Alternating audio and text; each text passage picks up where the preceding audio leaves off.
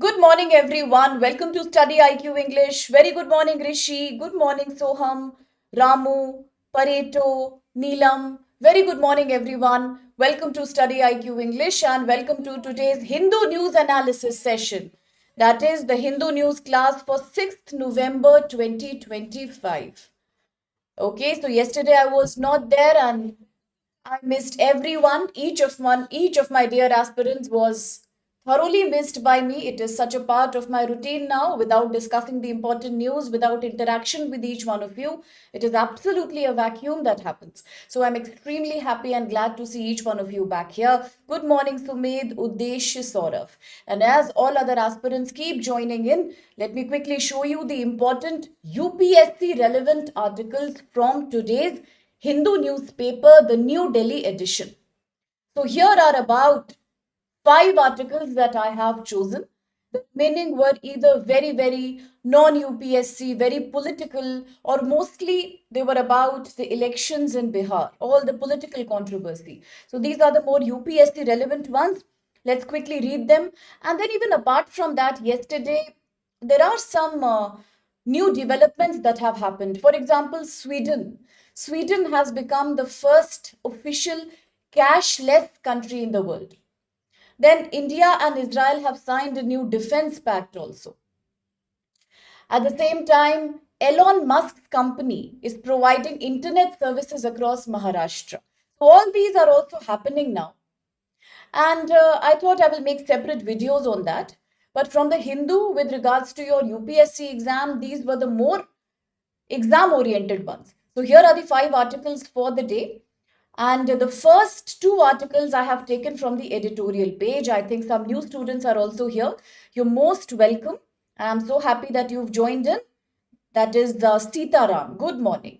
And then my dearies, Ramu, Dipesh, Kojamba, and I have Mumtaz and Himanshu is there. Good morning, everyone. Good morning. So happy to see each one of you, my dear. Really missed you yesterday.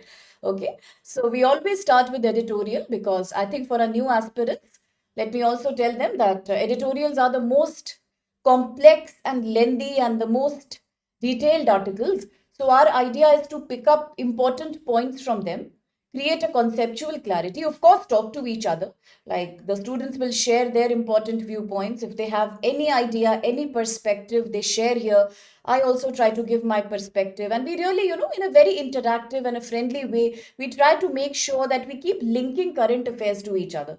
Because in my experience of mentoring UPSC aspirants, there is one strategy that I feel really works the best, and it is about linking current affairs to each other. Because after being with students for almost now 10 years, what I feel is that retention capacity is a bigger challenge. Everyone works hard, but how much are they able to retain? That becomes a major problem. So month by month, they study, but they keep forgetting these events. So let's relate one to the other. Talking of Trump, let's also mention about China. Talking of India, Australia, let's also bring the quad in between. Like this, when we keep on linking here and there, it's like it becomes like a story, like a daily TV serial in our mind. And that's when not only do we enjoy it, but we also remember that. So we do a lot of gossiping here as well. What did Trump say? Did he want the Nobel Prize? On the face of it, it looks very frivolous. But in reality, it helps you retain really well. It really works well. So that's the idea here in our sessions. Okay, no problem. No problem, Himanshu. Provided you are following the news, I'm happy. Good morning, my dear Reshma and aspirant. Finally, you're here. Okay, so now let's begin with the first article. This is the editorial page, page number 8. The first article says, in Brazil, the convention or the Conference of Parties 30, the COP30 and the moment of truth. Nothing new here. We know that very soon now in a place called Belém, that is in Brazil, the COP30 meeting is supposed to happen. COP30 is the Conference of Parties. And why is it held? Because it is a very important part of United Nations Climate Change Conference. United Nations Climate Change Conference. So therefore, we call this UNCCC. Every year, there is a convention of parties that is conducted. What is the purpose? The purpose is to revise what all commitments are various countries making towards helping in climate mitigation. All the countries discuss their NDCs, that is, nationally determined contributions. All of them share and talk about strategies of how can we make some change towards global warming, air pollution, marine pollution. All these are key parts of Conference of Parties. So this time in 2025, the COP30 is going to be held in Brazil. Please remember, in a place called Belém. And what is this? This is the 30th edition of United Nations Climate Change Conference called COP30. As all the countries are now moving to Brazil to attend the meeting, what is special about the meeting? Let's understand this Belém Brazil summit has been deliberately organized in Amazon. That's one thing we should remember. The fact that summit is happening in Brazil, which is also house to a major rainforest of the world called the Amazon rainforest. Amazon is one of the largest carbon sinks of the world. And what do I mean when I say that? It is a carbon sink because the rich trees of Amazon, they enable carbon sequestration at a major scale. They absorb carbon dioxide and they release oxygen. That's when you call it carbon sequestration. They exchange carbon dioxide for oxygen. Therefore, Amazon is a major carbon sink of the world.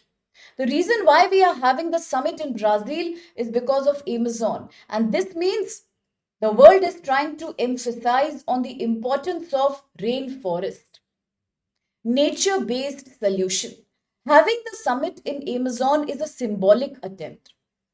A lot of people were asking the question, why is the meeting happening in Brazil right now? Because Brazil was in controversy across 2025. Ever since April, May, when President Trump had decided to impose high tariff on Brazil, alongside India, Brazil also got 50% tariff. It was questionable whether Brazil will be able to host the summit or not, because Brazil was busy in its own economic considerations. But yes, Brazil is indeed hosting the summit because it is the Amazon that is acting like a symbolic reminder to the people of the world that, see, this is the importance of rainforest and carbon sinks in the world. Have the summit here so that it keeps reminding us of how important are areas like Amazon, rich tropical forest that release tons of oxygen. These are the lungs of the planet. Brazil again becomes very, very crucial because not only is 2023 COP30 summit happening in Brazil, but also let's remember long back, a very milestone summit had happened in Brazil called the 1992 Earth Summit. This is a milestone in the whole world, the 1992 Earth Summit. This was also hosted in Brazil. Now, since it was held in Brazil, Brazil is a very important place when it comes to various debates on global climate change, forest preservation, biodiversity conservation, and once again bringing the summit back to Brazil has two important relevant things to it. One, it reminds us of the symbolic importance of the Amazon forest, as Kojumba says, lungs of the world. As Ramu says, carbon sequestration, the process through which carbon is captured and its concentration in the atmosphere is therefore reduced because it is captured. And the oxygen level only increases here. And that is something done by trees and forests like Amazon. So one reason of having the summit in Brazil is the symbolic Amazon, and second also because Brazil is also a key member of the Global South. I'm sure everybody here on my platform knows about G7, G20. We all know about ASEAN, we know about BRICS, but do we also know about G77? Do we also understand the G77 grouping? If not, in this article, we will also talk about that for UPSC. Absolutely. Ultimately, Uddesha, the challenge is to control climate change. Correct. So these are the two reasons why Brazil is an important location. One, because symbolic presence of Amazon forest. Second, because 1992 Brazil was the host of Earth Summit, a milestone treaty. And three, because Brazil is also the face of the global south. It only highlights the commitment of the global south against climate change. So, what is unique about this new COP30? What are the new key announcements that Brazil is ready to make? Let's understand what is Brazil really making so special to this summit. One, Brazil talks about a plan called TFFF. Brazil talks about a plan called TFFF. What is this plan? It means Tropical Forest Forever Facility. Tropical Forest Forever Facility. This is a new fund that is being proposed by Brazil, the host of the summit. A new fund. The new fund will be used to reward, to give prize, to give some kind of benefit to those countries who are able to preserve their forest, and it will happen through an investment style endowment, not about donation. For example, Brazil says let's create a TFF, a tropical forest forever facility. And what do we mean? Brazil is saying let's create an investment program. All the countries will invest money into it, just like you invest in banks and policies. The money will only grow, and this money will be given as a prize periodically to those countries who have made some great attempts at protecting their forest cover. But remember, this is not a donation. Okay, there is one thing I want you to be clear about. This is not a donation. It doesn't depend on the mercy or sympathy of America or Europe. No, it is a proper investment. Countries have to be a party to it, they have to sign up for it. And if you sign up for it, just like you invest in your gold bond, in your banking schemes, you have to invest here. And all the money will go as a prize to those countries who are able to support forest conservation. Second thing, Brazil is also ready to pledge about US dollar 1 billion in this facility already. So not only is Brazil proposing this new fund, the TFFF fund, but Brazil is also agreeing to donate 100 billion US dollars. Now, what a matter of shame. What a matter of shame that under Paris Agreement 2015, all the developed countries of the world, including United States of America, had promised that every year, annually, we will give $100 billion support to developing countries so that they can adapt towards renewable technology. So many years have passed. After 10 years also, the developed countries have not even given 50% of this money. That is the hypocrisy of the developed country. And now look at the magnanimity, the kindness coming from a global south country like Brazil, which says not only do I propose setting up of a TFFF, tropical forest facility, forever facility, but also let me take the lead. Let me start by investing $100 billion into it so that later other countries are also inspired. Yes, it can be invested through private companies, through government itself. And the idea is to raise tens and thousands of dollars over years so that if a country is able to control their NDC, if a country is able to protect its wetlands and forest, that country will definitely be given some prize from this money. It will be a great benefit to developing countries at least.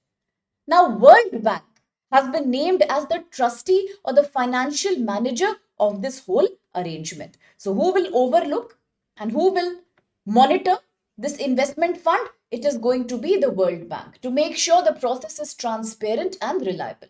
So, this is one idea that Brazil has given in this summit. So, will you remember that? COP30 summit happening in Belém, Brazil. Why is it happening in Belém, Brazil? Because Brazil has Amazon forest, because Brazil had conducted the 1992 Earth Summit, and because Brazil is also the voice of the global south. And today Brazil is proposing creating a tropical forest Forever Fund, TFFF. Brazil will start investing in it by 100 billion US dollar. Other countries can also do the same. It will be like a fund created through investment, public, private, both. Who will get the benefit? Any country who is trying to protect its forest will get the share from it. And who will monitor? The World Bank. Second thing to remember, Brazil has also updated its nationally determined contribution. That is again something that is to be proud about. If you remember, I told you 2 days back that India, EU, US, none of these countries have updated their NDCs so far. NDCs, nationally determined contributions, the promise to reduce carbon dioxide emission to a certain percentage of GDP by 2030. They are called NDC, nationally determined contributions. Yes, they are based on the principle of differentiated responsibility. Every country will do its best to reduce its carbon footprint, but not all the countries are the same. For poor countries, it will take much longer time. For rich countries, it may happen sooner. So depending on your capacity, you have to decide upon some NDC. India last updated its NDC in 2022. If you remember, I have told you many times. India last updated its NDC in 2022. But today, on the verge of COP30, Brazil has submitted an updated nationally determined contribution. And Brazil has promised something that you will love to hear. Brazil has promised that I will now reduce my carbon emission to about 59 to 67% of GDP. That is by 2030 itself. So another 5 years, Brazil may reduce up to average 60% of its entire greenhouse gas emission, its carbon emission. It will cover all the sectors of the economy, and this is a major eye wash to other countries of the world. Definitely, it's a matter of shame for the developed countries, but for India, it could be a great inspiring factor because presently India's target is about 45% reduction of carbon dioxide in GDP by 2030. That's India's NDC. But last it was updated in 2022. Today we have to update it again. And Brazil has updated now. Brazil says 59 to 67% reduction. And that's amazing, absolutely. Third thing that Brazil has done, revolutionary thing in this conference, is that Brazil has proposed a new body at the level of United Nations. We all know that the world is now frustrated with United Nations, and 80 years of United Nations have passed already. United Nations was made in 1945. Today in 2025, we are celebrating UN at the rate 80. 80 years have passed since UN was created. And today the countries are realizing lot of work is to be done. There is still a lack of equality among various countries. So Brazil, on the verge of the COP30 summit, has also said, let us create a new governance body. What does Brazil want? A new governance body. This new governance body, according to Brazil, should be linked to United Nations General Assembly, which will properly monitor various climate change issues across the world. It will also ensure that all the countries fulfill their NDCs for sure. That should be the role of this new body. And this new body should not be like United Nations Security Council, that is barely any representative of Latin America, Africa, or Asia. This new body proposed by Brazil under United Nations General Assembly to monitor climate change more closely should be a multilateral body. It should see more representation from countries like the Global South, Latin America, and Sub-Saharan Africa. Then Brazil also said that climate change is every bit related to poverty and hunger. Brazil, therefore, has declared a set of policies called Belém Declaration. Last, I had spoken to you about another declaration, that was Tianjin Declaration. Who remembers that? Tianjin Declaration. Yes, Udesh, we are talking about environment, climate change. Rishi tells us that G77 is the largest intergovernmental body of developing countries. Very good, Rishi. Absolutely. Kojumba says the same thing, and Udeshu also tells us. Very good. Proud of you. Absolutely, that's G77. I will talk about it a little more. Good morning, Deepak. Yes, it is going to happen in Belém, Brazil. Correct. Very good, Reshma. As I have spoken about the Tianjin Declaration that was related to Shanghai Cooperation Organization, the meeting that was held in China, and the declaration was given by Russia, India, China. Remember that declaration? Now we are talking about the Belém Declaration, so I hope nobody will forget before the exam. Belém Declaration is from Brazil.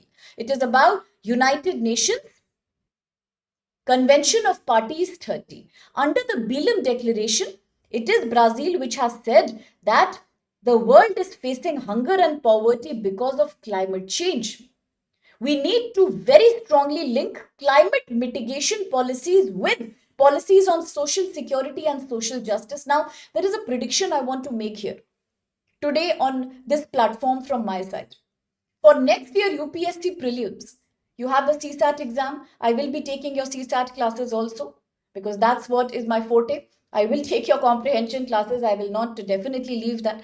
But this year in the comprehension, I am just expecting around 5 to 6 passages in 2026 only on food security, climate change, and nationally determined contributions. I don't know, I have such a strong feeling that at least 5 passages will come from there.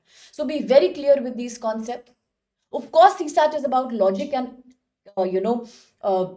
aptitude, but still the more clear you are with these, the more quickly you follow those passages. So be very clear about these topics. Climate change, COP, common but differentiated responsibilities, the Belém Declaration. Please be very focused on these things. So what is Belém Declaration again? Given by Brazil, a commitment to link climate change policy with poverty and hunger across the world. That is what Brazil says. Brazil says, let us have a new declaration, and that should be called as the Declaration on Hunger, Poverty and Climate. So why am I saying Belém Declaration is a very important one? It is a multi-sectoral commitment. It links hunger, it links poverty to climate change. That is the idea behind Belém Declaration. Just remember that. What sustainable development goal is poverty and what sustainable development goal is hunger? What is sustainable development goal number 1? What is sustainable development goal number 2? Yes? SDG 1 is to end what? SDG 1 is to end what? SDG, Sustainable Development Goal, to be achieved by 2030, created in 2015, United Nations. SDG is to achieve what? To end dash across the world in all its forms by 2030. Very good, Reshma. Poverty. SDG number 2, to end hunger across the world in all its forms by 2030. Good, Rishi. Absolutely there. Yes, absolutely. Prasanna, absolutely. Ramu and aspirant, correct. So 1 is poverty, 2 is hunger. So quickly also keep revising which one is 7, which one is 6 and which one is 8, because these 3 I have covered from September to October. Just revise. Very good, Rishi. Absolutely, that's correct. 0 hunger, 0 poverty. So poverty is 1, hunger is 2. So today Brazil links all of that and gives you a new Belém Declaration. Now, last thing that Brazil is saying is that let's change a climate change count. Let's change the structure of United Nations General Assembly and completely redefine the UNGA by creating a separate body, as I just told you, under UNGA that should be called as Climate Change Council. Just remember another proposal, the council that is being proposed under Belém Declaration, it should be called as Climate Change Council, a dedicated body working under UNGA. Also remember that the UNGA will have its fresh elections next year. So 2026, we will have a fresh election for a new Secretary General. Okay, so that also we should remember. So now, this body called Climate Change Council should work under UNGA. As I said, it should be multilateral. It should be represented by Africa, Asia, and Latin America. And it should be more transparent, not dominated by bodies, by countries like America or EU. Correct? Yes, absolutely, Deepak. The election finally begins in Bihar after too much controversy, after the final SIR, special intensive revision. Finally, it starts there. So, very well answered, Sumed and Tanmesh. Absolutely correct, Reshma, Udesh, Deepak. Yes, that's what I was talking about. First is poverty, second is hunger. That's really good to know that you were seeing the videos. But then, if you attend them live, the only good thing is that we get to interact and discuss a lot, and that's a good way of learning. Otherwise, whatever works for you is good. Yes, I saw that, Tanmesh, and I'm so happy to have you, my dear. Most welcome. Okay, so if that's what Brazil says, these are all the proposals made by Brazil. I hope you will not forget. Will you forget? The conference is happening as COP30 in Belém, Brazil. Brazil has three major proposals. One proposal is to make a TFF, a Tropical Forest Forever Fund, a fund which will act as investment by all the countries, private, public, every kind of investment, and the money should be given as prize or reward for climate preservation. Second, set up a new council under United Nations General Assembly called Climate Change Council. That should be a more multilateral body. And third, Brazil also says, let us declare a new declaration called Belém Declaration that should link hunger, poverty, and climate change together. If all this has been said by Brazil, then what are the current challenges? How can we implement this better? See, let's understand one thing very, very clearly, that equality is the basis of responsibility. If you cannot create equality among various countries, none of them can achieve their targets. Today, America is behaving like the big boss, as if America believes my nationally determined contributions should match the contributions coming from countries like China, Brazil, India, Mexico. In reality, how is that possible? There is a huge difference in financial capacity and technology of these countries. So, therefore, the major agenda behind climate change should be CBDR. Now, this is a very important concept for GS Paper 3 exam. Science, technology, climate change. It is also important for GS paper 2 international relations. So please, bacha, be very clear about this. CBDR. Common but differentiated responsibilities. Common but differentiated responsibilities, and this is the key thing behind climate justice. Tomorrow, if you get a question in UPSC on climate justice, don't get scared. Don't presume that I have heard about social justice. What is climate justice? Same thing. Climate justice means CBDR. All the countries have an equal responsibility to control climate change. Bodies like International Court of Justice, that is the key judiciary organ of United Nations, recently said it should be mandated for every country to do everything it can to protect the world from global warming. So we understand today climate change mitigation is a universal responsibility, but not all the countries are equally rich. Not all the countries have equal amount of manpower or technological capacity. We cannot expect that America and China and Mexico and Brazil's NDC can be saved. It cannot be saved. It is very expensive to control climate footprint. You need to have money to be able to afford solar energy, hydro energy, nuclear energy, and all of that. India is also, despite being the third largest economy, still struggling in that direction. We cannot imagine Brazil and Mexico and other countries to do that. So, this is about climate justice. Consider climate change mitigation as a universal responsibility, but please understand every country will have a different level of achievement, and that has to be respected here.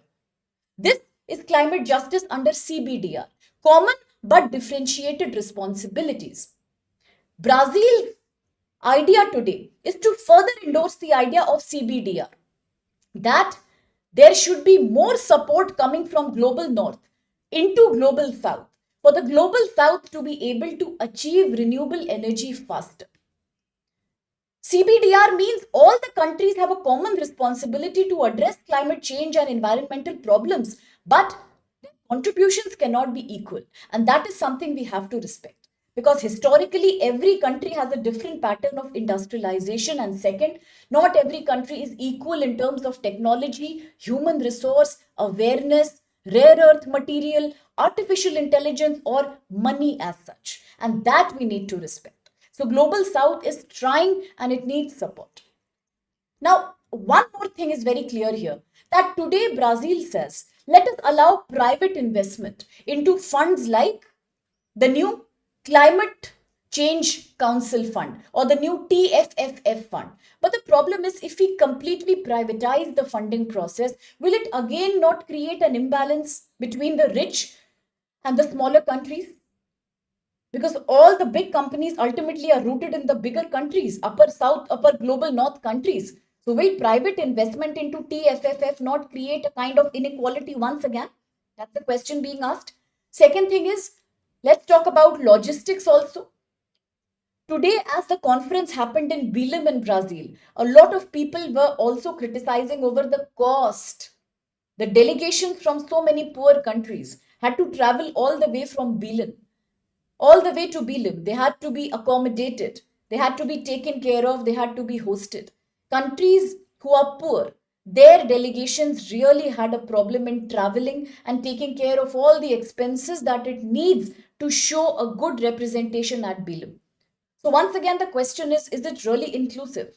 Why only give importance to countries like Brazil? Why can't other Latin American and African countries also try to host summits like the Conference of Party Summits, just to make it more inclusive? Then there is another issue. Brazil says, let's create a new body under United Nations General Assembly called as the Climate Change Council. Now, will this not be unnecessary? Will this not create too many bodies in the whole world? For example, we already have UNFCCC, United Nations Framework Convention on Climate Change. You have the IPCC. You have the GCF. You have so many other bodies that are existing. UNICEF, UNESCO. Now creating another body altogether. Will it not create duplicacy of laws? Will it not create too much legal protocols on people? Will it also not be expensive on the pockets of the various government? That's one question. And what is the guarantee that this new body called Climate Change Council will also be multilateral in nature? What if slowly it also starts seeing domination from rich countries like America, Germany, France and all? And then what can we do about it? So what implication does this whole thing have for India? One thing is very clear. India has large forest cover. India has a very large biodiversity. So by the way, on that note, which state in India has the largest forest cover? Can anybody tell me? Very good morning, Balram. Yes, Ramu, absolutely. Brazilian mode in Bihar election, Eric, that is too ambitious. It could be a very innovative idea, but that's too ambitious. Okay. Yes. So which state in India do you think has the highest forest cover right now? Who knows the answer? Very good, Reshma. Absolutely, it is Madhya Pradesh. That's valid. Very good. Absolutely correct. So India has a huge forest cover. Correct, Sumed, an aspirant. Well done. Yeah. No, not Maharashtra. It is Madhya Pradesh. Yes, absolutely, Balram. And Uddeshya. Correct. So now, India has a huge forest cover. India also has a major biodiversity area. India has so many wetlands and so many vulnerable spots like Sundarban mangrove, Trans-Himalayan region, the Western Ghats. All these today are facing dangers of climate change. Is it not our responsibility to try to support initiatives that Brazil has taken like the TFF? We can also do something at the national level by creating a fund within India that promotes forest conservation efforts. That's correct, Sitaram and Kojumba. Second thing is, India is also facing the same challenge today. I have spoken to you about this earlier also. I think the last time when I took the class, that was Tuesday, I did speak to you about how India today has 50% of its energy, all installed capacity coming from renewable sector, which is wonderful. But in reality, our grid emission factor is very high. Remember, we discussed about grid emission factor, GEF, that per unit of green energy that we are creating also has quite a high carbon emission involved. That means we are still using fossil fuels somewhere to shift towards green energy, quite like other developing countries.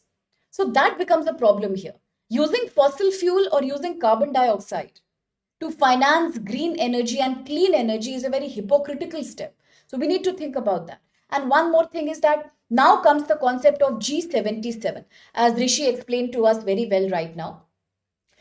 So now is the time that we should make more strong commitment with the G77 countries of the global south, that we have to endorse the CBDR more strongly.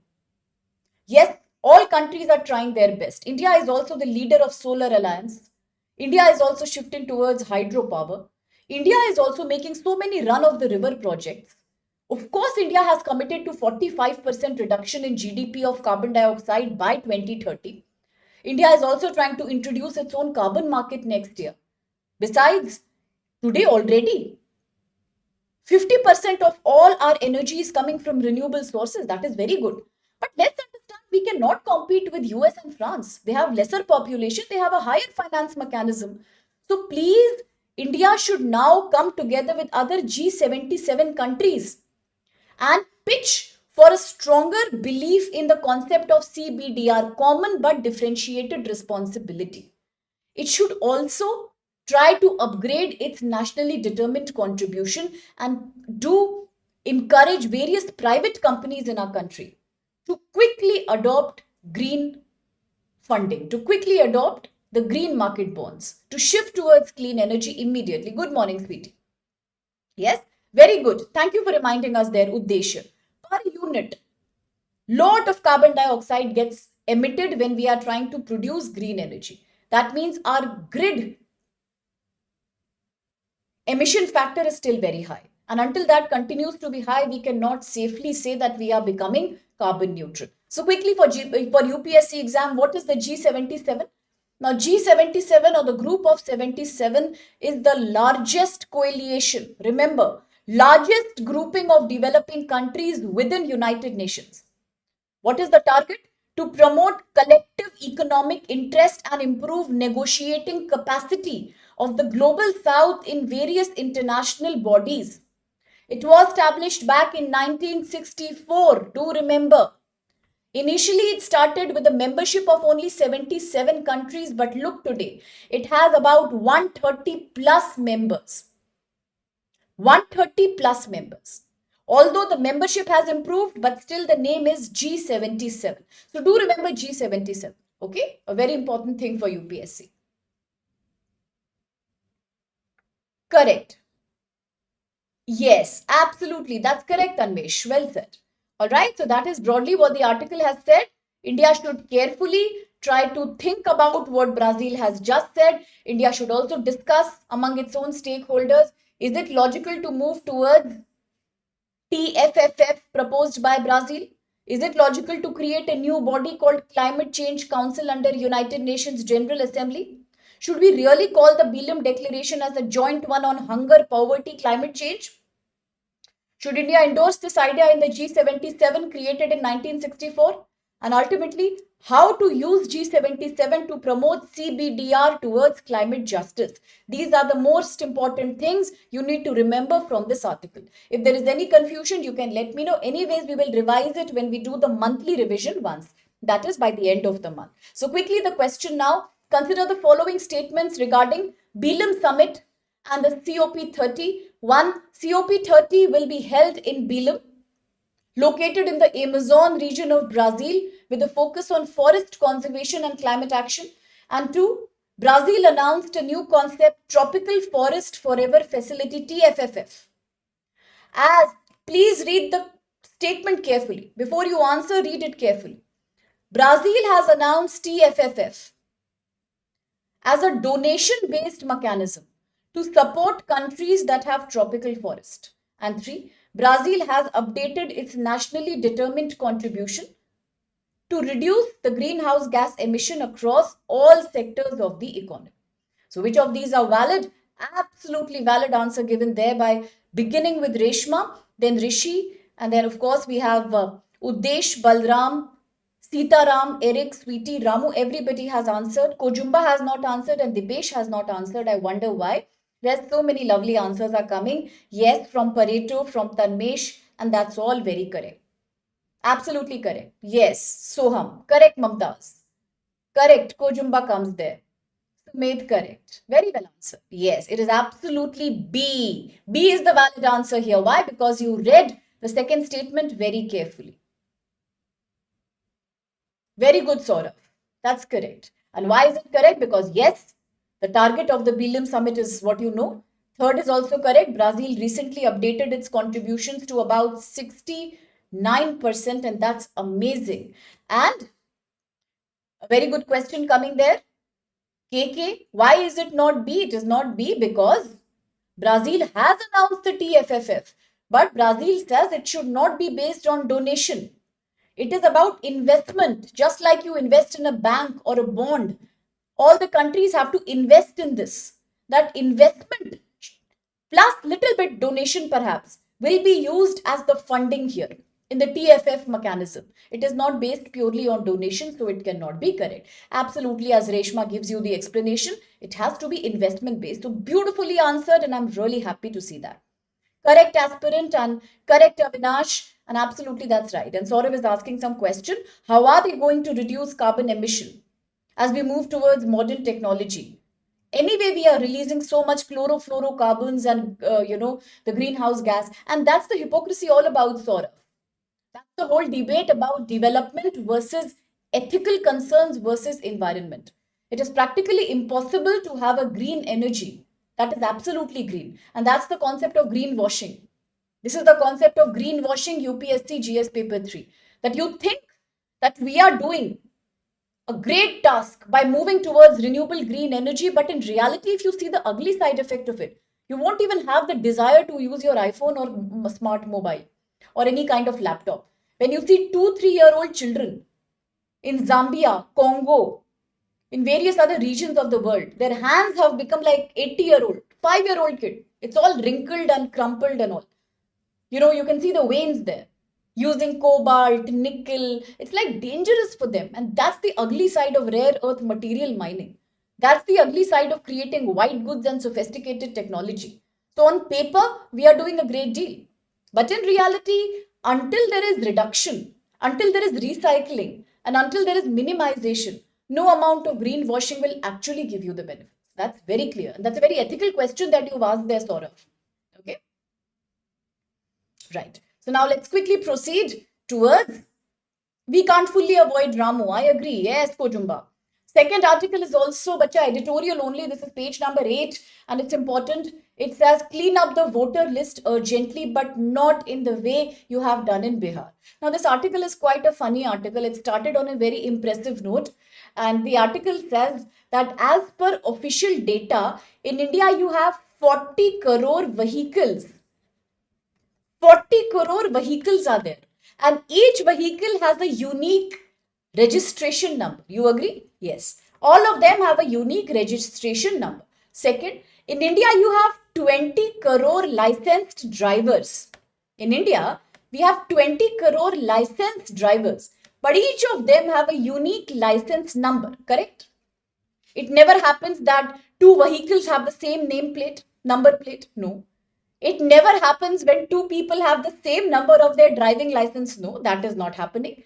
But then when it comes to technical and administrative process like election and making of the voter ID and the electoral roll, which is the foundation of democracy, why are we seeing that same kind of voter ID numbers and same photos and same kind of things are repeated across 40, 50 voters together?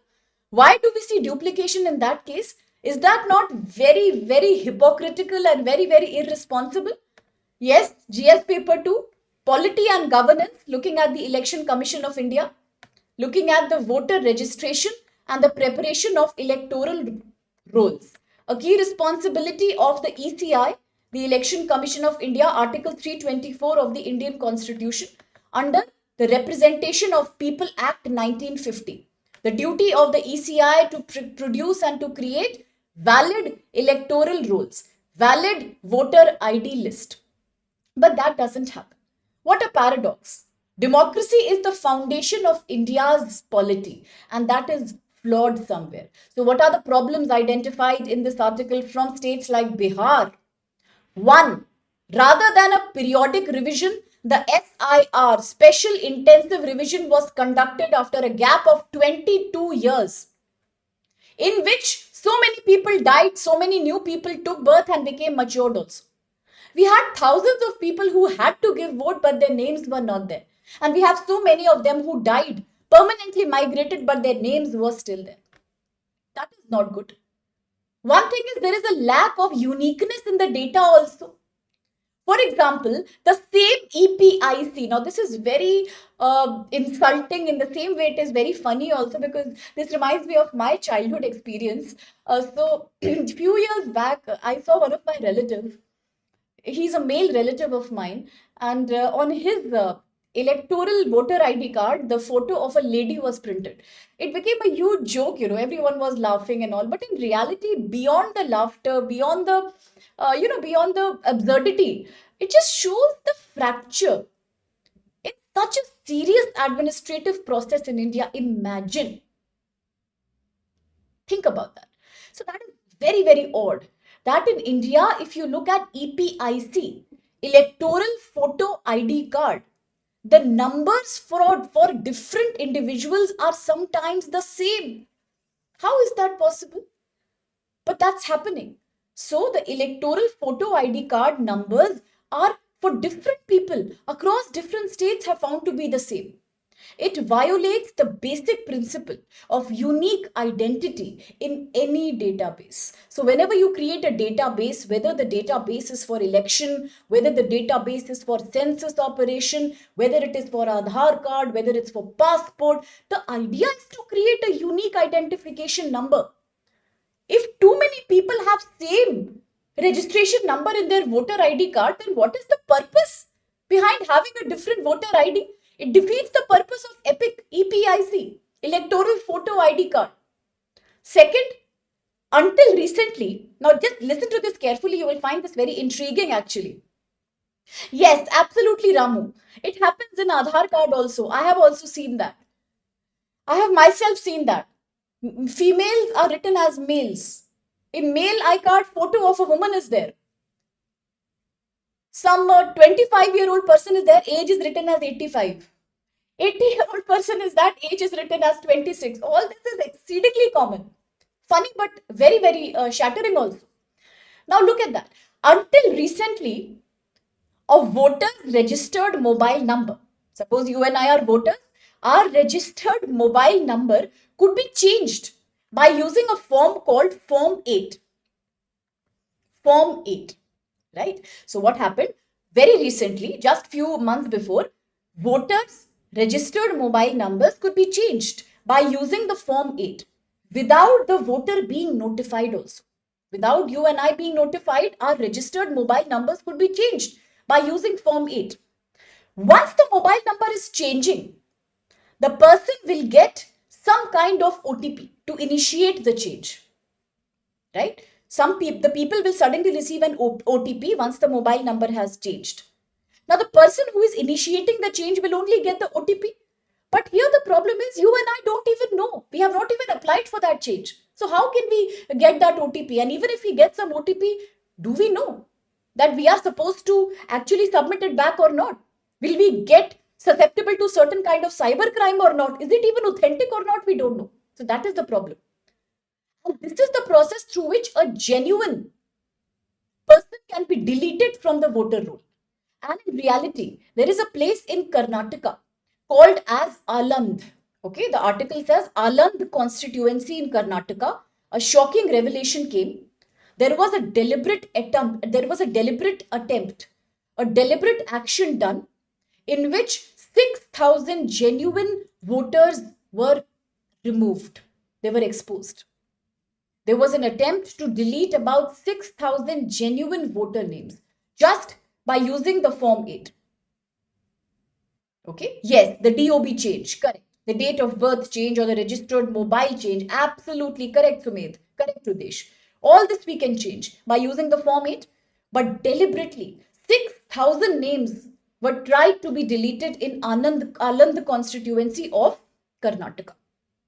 So you can imagine. Yes, true. Even admit card also, see what Rishi is saying, in admit card also his friend's photo was that of a girl. It's all fault in the database, right? Once this scam got exposed in Aland, the Election Commission of India now took a strong action and it shifted towards Aadhaar linked mobile authentication. Suddenly, when the government realized that it is leading to the abuse of Form 8 and so many attempts at fakely changing, removing voter ID names, voter registration numbers, suddenly the ECI shifted towards Aadhaar linked mobile authentication plan. But that also should have been explained to the public properly. That was also not explained. Many people were not able to do the linking on time. They kept on creating the problem of fake, duplicate, ghost voters. Now, the investigation that was done in Bihar showed so many problems. Duplicate names are there, duplicate registration numbers are there, ghost voters are there who are not even existing today. Multiple registrations by the same individual are there. Is that democracy? The absence of system level deduplication allows for these abnormalities. There is a lack of system level, at the level of the ECI. Deduplication doesn't exist. So once duplicated, it is accepted the way it is. It is a serious concern because in India, electoral roll is about who can vote and how do people have the power to form the government of their choice. Hence came the concept of SIR, Special Investigation Revision. Okay, Special Investigation Revision. A special special intensive revision started in Bihar now. Today, the ECI has expanded that to 12 other states and union territories. But again, the problem is the process was done in a hurry. Quickly, it was done. Second, political consultation was not done properly. Transparency is still not there. In many states, SIR is being done, but it is not properly supervised. There are targeted attempts to delete genuine voters, not just removing duplicacies. So while periodic SIR is important, unless it is transparent, it is not going to help. Are there any solutions to solve the problem, as you are saying? Aspirant, Reshma, absolutely, Saurav. Correct. We should update it 3 to 4 weeks before, but that's not happening here. Yes, Balram, absolutely. The SIR, the Special Intensive Revision, it is being done in such a quick manner. Is there a solution? Yes. One solution is we should introduce an all India, pan India based EPIC number, just like your PAN number, PAN card. We should also have a nationally unique EPIC number, unique voter registration number. No duplicacy allowed among people, every individual to have a different one no matter which state they are in. Second, Aadhaar based deduplication should be allowed. We should use Aadhaar only to prevent the idea of duplication, not as eligibility to vote. So Aadhaar should not decide who is a citizen. And Aadhaar should also not decide who can vote. This time, Supreme Court has allowed to use Aadhaar in Bihar because everything is happening in emergency. But usually Aadhaar is not a citizenship card. It's just a residential proof. So it shouldn't be deciding your nationality. It cannot also decide whether you are eligible to vote. Similarly, we have to conduct door-to-door verification rather than online self-registration. In countries like India with huge digital divide, lack of internet everywhere, lack of awareness, self-registration in online mode may not be helpful. It can lead to exclusion.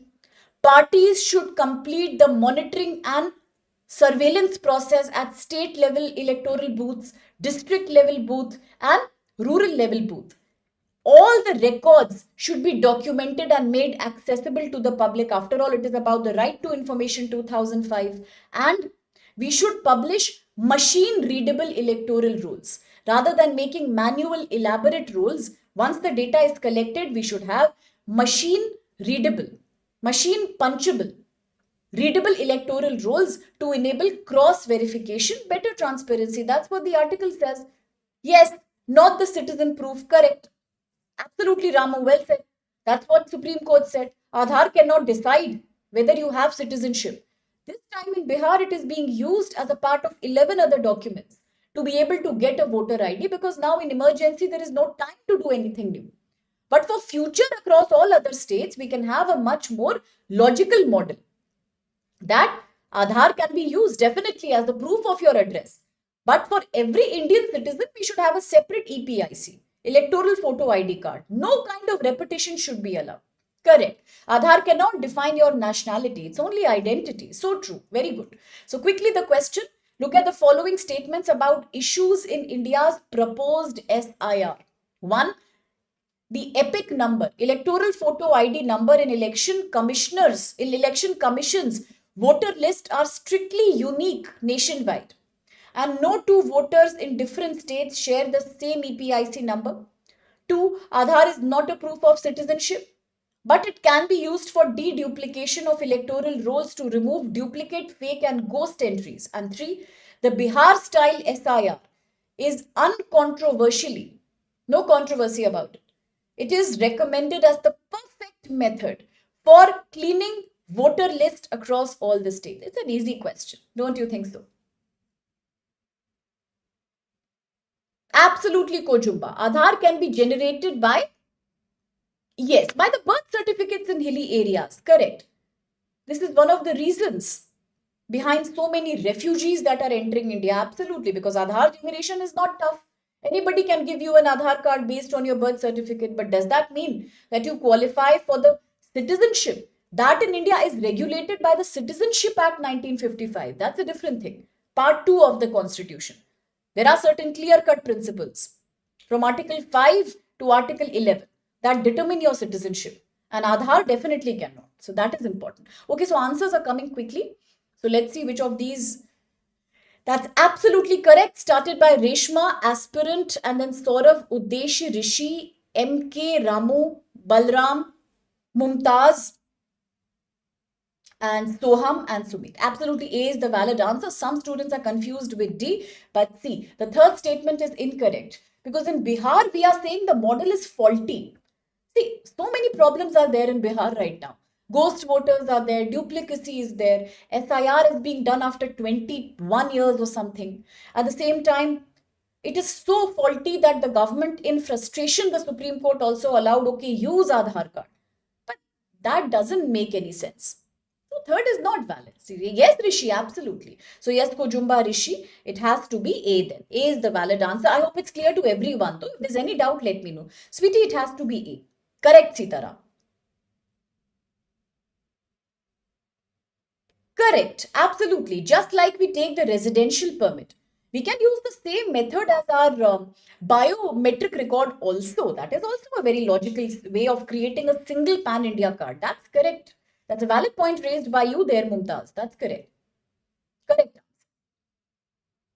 That's true. Ramu explains it beautifully by saying that the whole problem is the issue of Bihar not being a successful model of SIR. That is what the article is saying. Create a better SIR process and solve this issue of Aadhaar.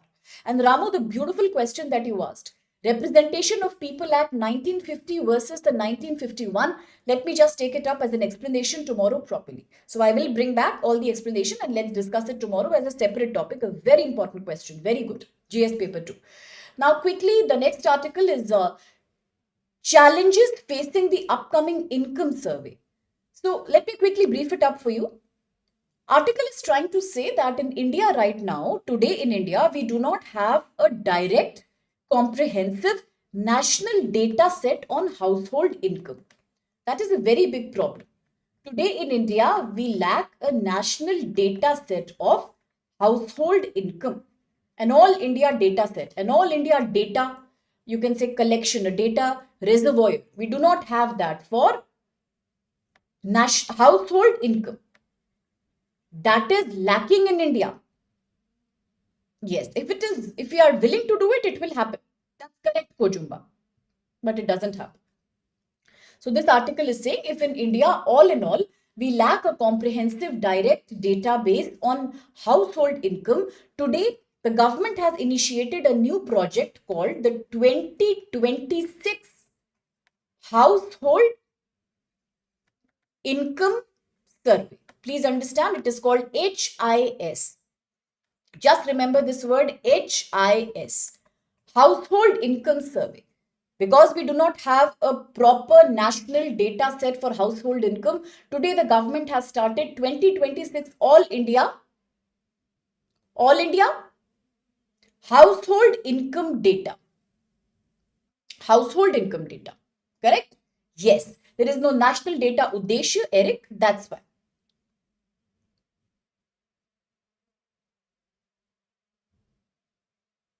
That's correct. All right. So if that is the case here, that household income survey is now happening, what is the target? The target is to provide the first reliable, please remember, the first of its own kind, the first reliable, dependable, trustworthy national estimate of actual household income and their components. What is the national income of people across India, various households, and what are their components? The data will also look into the serving of the people, the spending of the people. How much are they spending and how much money are they saving and investing? It's an excellent way of collecting economic data for India. Now, what is the limitation and the problem of existing survey? The bigger question is, why do we even need the 2026 HIS? Why do we need the 2026 household income survey? One, because right now there is no national data comprehensive on household income. Two, because the existing surveys that are there, for example, the PLFS, the Periodic Labor Force Survey, it only measures income as labor market earning. Okay, it only measures income as the labor market earning. It does not estimate the total household income and assets that people have. For example, it will only calculate how much wage, how much salary I got. It doesn't have anything to do with my property, my investment. How many people in my house are together contributing to monthly salary? That all is not there. Only the market wage that I get is included. That is a problem with PLFS. Then, if you look at the existing HCES, that is Household Consumption Expenditure Survey, it only uses consumption as the measurement of income, right? It only measures income as how much you spend on consumption. Sometimes it is difficult to correlate income and consumption correctly.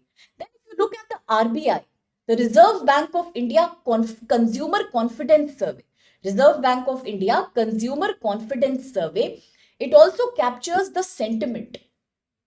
It also captures the values and the feelings of people towards spending. How much purchasing power do they think they have? It doesn't capture actual income data. That is the problem.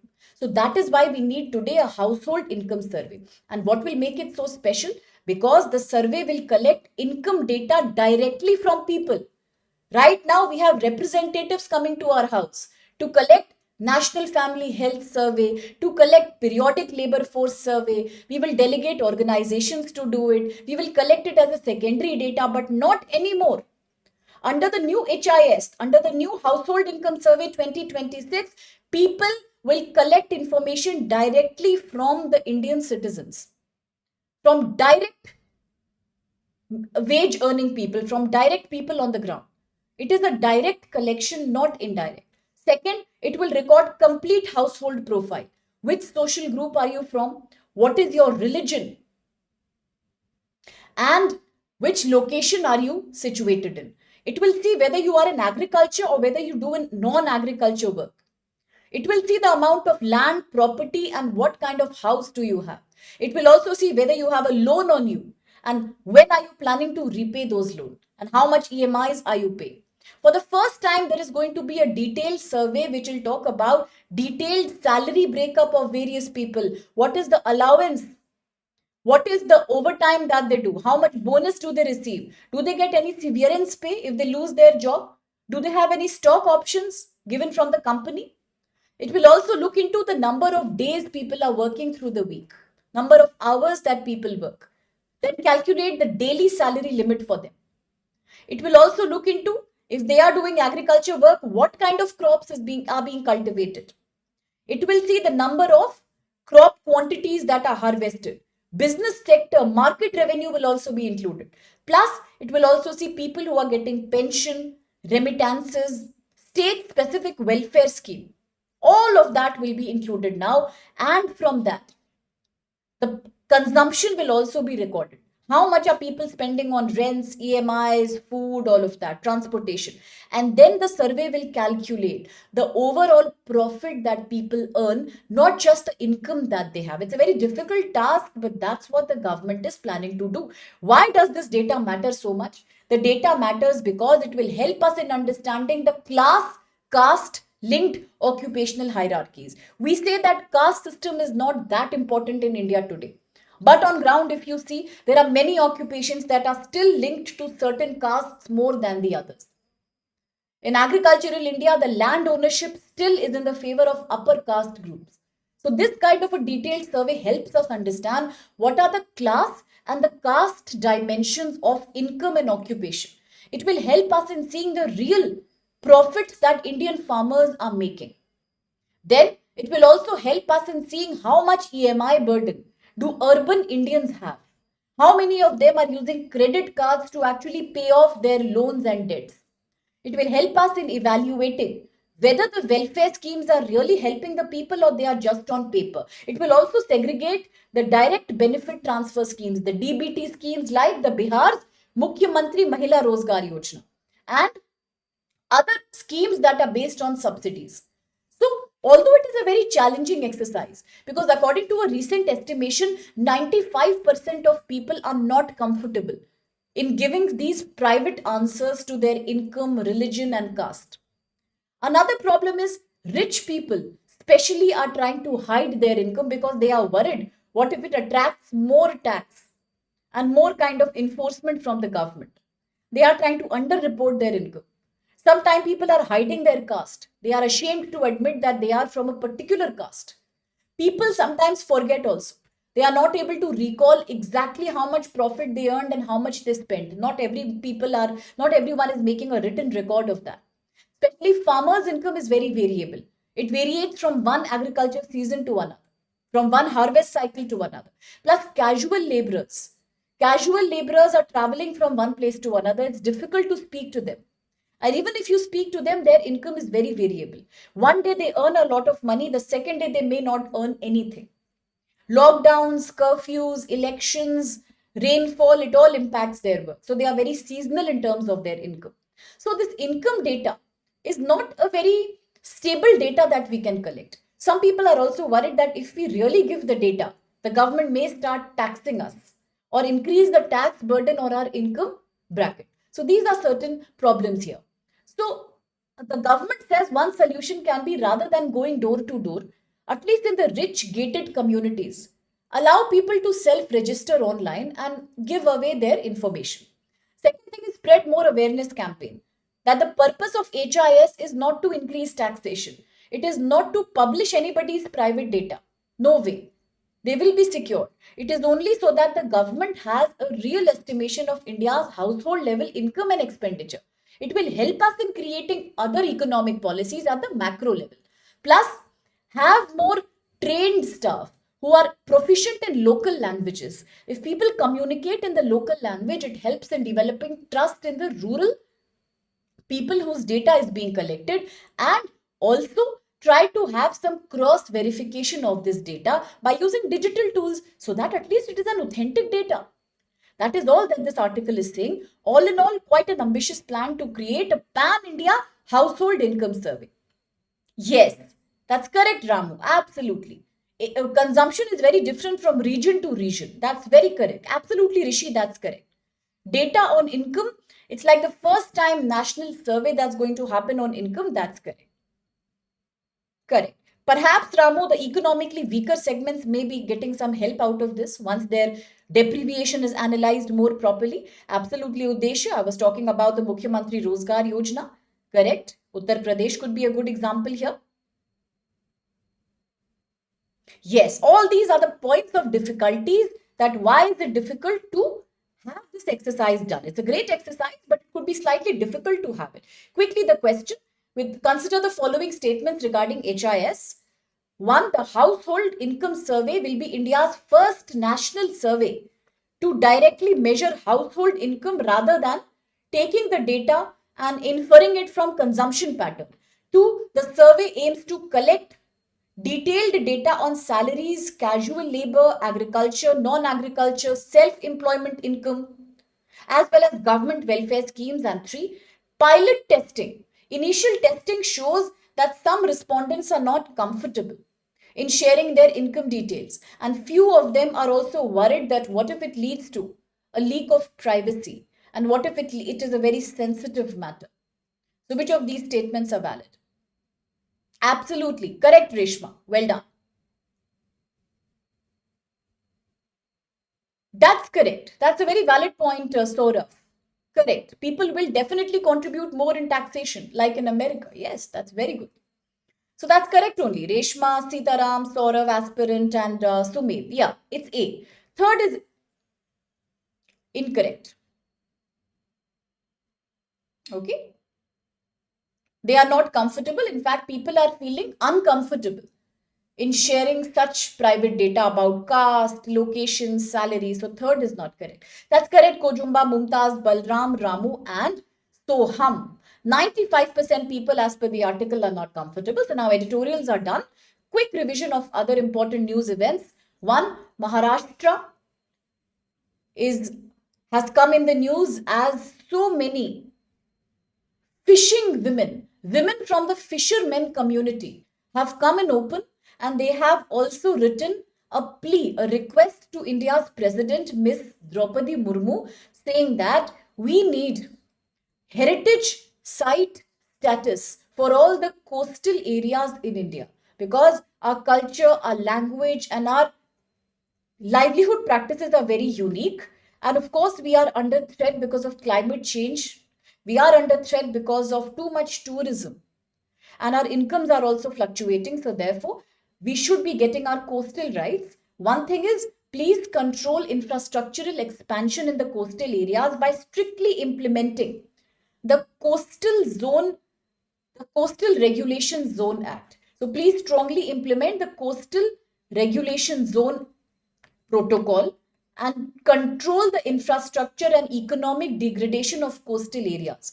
Also, in case there is a project that comes up, all the fishing community should be given in situ rehabilitation. What is in situ? Many times we have spoken about this word. In situ means at the same place, inside the same place, intact. Same place intact. So just like in the Great Nicobar Island, so many communities like Champagnes, Nicobari are complaining that if the transshipment port is created, the Galathea Bay project, then we will have to be rehabilitated. And we don't want to go away from our forest, because that is where we get our livelihood from. So don't send us away. Even if you are giving us compensation, it may not be enough.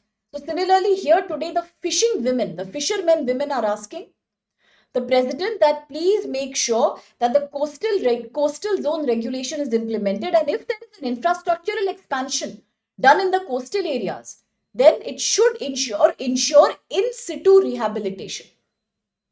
We should be given an alternative place to settle in the same zone, not outside. We will not go. It leads to destruction of our culture. They are also requesting to protect our culture, our unique practices. Please give heritage status for ethnic cultural lives of the coastal colonies. All this is being done under the International Fisher Women Day celebration in Mumbai. International Fisher Women Day. About 40 countries are participating in the event to highlight the dangers experienced by coastal communities, climatic danger, touristic dangers, anthropogenic dangers, and how the governments should protect their rights. So that's all. They say we are the original inhabitants of this land. The government must protect us from rehabilitation and climate change. Now, the last article is about China. China has agreed to reduce the retaliatory tariff on American goods. Why this happened? Because initially, if you remember, from May 2025, both the countries, China and America, have been busy fighting a very aggressive trade war, And it became very, very aggressive in May 2025, but it was happening since 2018 itself. The world over, we are calling it as the US China trade war. Both of them are busy imposing heavy tariffs on exports of goods from each other. Extra duties, extra fines. Definitely, it has impacted global trade. It has impacted supply chains because US and China are dominating when it comes to various supply chains like pharmacies, electronic goods, rare earth material, fuel and gas across the world. Therefore, manufacturing prices of goods are also increasing the whole world over. Many countries tried to negotiate, but they could not. But now in 2025, finally, some change has come. The change happened because China suddenly announced that I will stop and regulate the export of rare earth material. US could not tolerate that because US knows China is the leader in refining and manufacturing of rare earth material, and we all need rare earth material to manufacture solar battery, electronic cars, smartphones, semiconductors, wind turbine magnets. We can't do without it. We cannot even convert into renewable energy without that. So US told China, please don't do that. Continue the supply of rare earth material. In return, I will reduce your tariff. So both the countries agreed. They had a dialogue in South Korea. They met, and after that, things are changing now. China says, I will reduce the additional 24% tariff on America for 1 year. Only 10% tariff will continue from November 10. And in return, America also said the same thing, that we will reduce the tariff on Chinese goods from 20% to 10% from 10th November. It's a reciprocal act of reducing tariffs mutually. Why is it important for the whole world? If the tariff war comes down, it will stabilize the trade relations between two major supply chains of the world. It will also enable a smoother flow of raw materials and inputs for the whole global community. Then, if the tariffs are reduced, it only means a much better and a stable supply of various commodities across the world. Initially, America was angry on China and kept on imposing high tariffs because one, America said China takes oil and defense goods from Russia, and point number two, America also said that China has failed to regulate and control the fentanyl trafficking, the dangerous drug that has led to a major youth drug addiction in America. Fentanyl. China failed to control that. Same attack US is doing right now on countries like Venezuela and Cambodia. So Venezuela was not only in the news because of Nobel Peace Prize. It was also in the news because US is fighting and attacking the boats of Venezuela, the Táchira state, the border between Venezuela, Colombia, because US says both these countries are busy sending various dangerous drugs. Okay, so that is what we are seeing right now. Quickly, the question on trade war. Consider the following statements regarding recent US-China trade development. Absolutely, Reshma, it's about narcotics. Good morning, Manish. It's economic welfare. Thank you so much, Reshma, for the previous comment. All right. Good morning, Ramachandra. Okay, question. Look at the following statements regarding US-China trade. One, China has extended the suspension, the reduction of 24% additional tariffs to 10%. B, US has agreed to completely remove all additional tariff on Chinese imports from 10th November. And three, the recent tariff agreement between US and China is a part of ongoing efforts to reduce tariff tensions and to stabilize bilateral economic relations. So which of these do you think are valid? Rishi, Balram, Reshma, Sitaram, Kojumba, Saurav, Uddesha, all of them are saying it's either B or it's either C. Is it? Is it B or is it C or is it D in fact? A lot of confusion. Eric also answers aspirant and MKK, but there is a confusion. Third statement is absolutely correct. Yes. Third is valid. So A cannot be the answer. What about 1 and 2? China has extended the suspension of 24% additional tariff on US with a 10% base tariff. So that is also correct only. So if 1 is correct, 3 is correct, then what should be the answer? In that case, B is not looking like the answer. Rishi, Reshma, aspirant? Yes, absolutely aspirant, because US has not completely removed all additional tariff. Yes, therefore C will be the answer. Very well pointed out. Correct. Eric. Correct Soham. Correct Balram. Correct Udesh. Correct Ramu. Kojumba. Very good. Absolutely C is the valid answer. Now we are done for these articles for the day. And there's two announcements basically that I would want to make. One announcement is that I will provide you with all the PDFs of monthly sessions, and today you can check and you will get the annotated PDF in the description box of the video. Now, second thing is that from tomorrow I will also use some Indian Express articles, because the idea is that we are already doing Hindu. Let's also include the important articles, the very important ones from the Indian Express. While I'm not going to extend the time limit, because already we take about 1 hour 20 minutes. That's long enough. But I will definitely try to rope in the very crucial articles from Indian Express to have a better and a more holistic coverage of current events, to not leave behind anything. And then it's about a request that I need to make to you. Please do spread the word around that 18 November, a new batch is beginning for 2027. So for any aspirant who is really passionate about UPSC and who is looking for a guidance, complete mentorship for GS paper 1, 2, 3, 4, one optional of your choice. Of course, CSAT, answer writing, essay writing, current affairs, all of that. Plus mentorship 24/7 basis. If you are looking for that, or any other person you know is looking for that, then do spread the word about.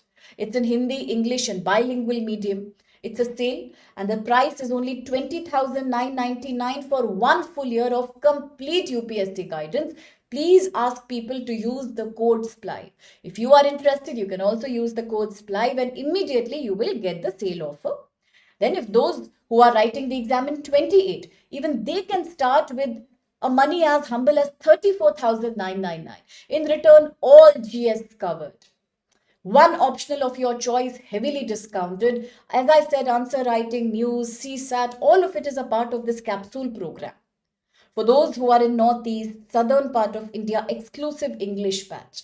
For those who prefer Hindi, yes, obviously we have the Hindi batch, and even there is a bilingual in English batch, because some people like the more informal way of interaction. Again, the batch starts 18 November. Price is 34,999 for more than 1 year, because target year 2028. So this is an all-round solution for UPSC. Boost your chances of selection. Please let people know. Do spread the word around for me. Thank you so much, all of you, my dear. I absolutely love each one of you, my dear aspirants, and I'd love to meet you tomorrow as well. Thank you for your kind words, and it's all your confidence, it's all your participation and your enthusiasm for learning that is making this initiative what it is today. So thank you very much, Kojumba, Sitaram, and Sumit, Ramu, Saurav, MK, Eric, Udesh, all right, and all others. Eric, Soham, Balram, Deepak, Ramu, so many of the names that have scrolled up now. Sweetie, Rishi, Aspirant, all of you, each one of you, my dear. Pareto, Mumtaz, MK, each one of you. Okay, then I'll take your leave at this point. Yes, my dear Reshma, Tanmesh, everybody here on the platform. Thank you so much, and God bless you.